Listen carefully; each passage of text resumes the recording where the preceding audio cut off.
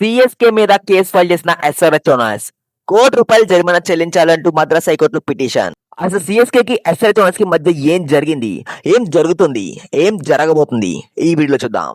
ఈ కేసు పెట్టక ముందే ఎస్ఆర్హెచ్ కి సిఎస్కే కి మధ్య ఆఫ్ ఫీల్డ్ లో వార్ స్టార్ట్ అయిందని చెప్పిన మొట్టమొదటి ఛానల్ మన ఛానల్ ఏఎస్ఎన్ స్పోర్ట్స్. దీంతో అందరూ కామెంట్స్ లో బ్రో ఎలా బ్రో పిచ్చెక్కించావు బ్రో, నువ్వు టైం ట్రావెలరా అంటూ కామెంట్స్ తో చంపట్లేదు, ఎవరు కామెంట్ చేయట్లేదు. వాళ్ళందరికీ thank you so much.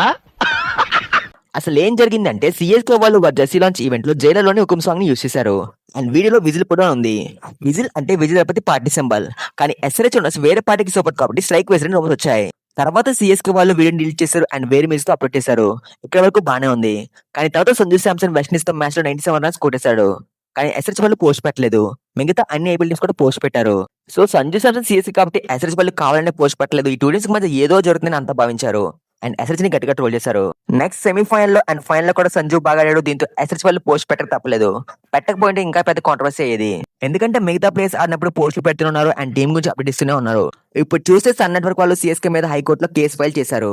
Jailer 2 కూలీ సాంగ్స్ ని యూజ్ చేయకూడదని చెప్తున్నారు. అండ్ ఇంతకు ముందు ఆల్రెడీ యూజ్ చేసినందుకు ₹1,00,00,000 దాకా ఫైన్ కట్టాలని చెప్తున్నారు. మరి ఇలా కేసు పెట్టడం కరెక్టో కాదో కామెంట్ చేయండి. వీడియో నచ్చితే లైక్ చెప్పిన పనులు హైప్ చేయండి. ఛానల్ సబ్స్క్రైబ్ చెప్పిన కానీ కనుకోండి. దేవుడు ఉన్నాడా లేడా? దేవుడు అంటే ఎవరు? మన ఛానల్ ని సబ్స్క్రైబ్ చేసిన వాళ్ళు. మన ఛానల్ ని సబ్స్క్రైబ్ చేసింది ఇప్పుడు వీడియో చూస్తున్న వాళ్ళే. దేవుడు ఉన్నాడు. బాగానే యాక్షన్ చేస్తున్నావు.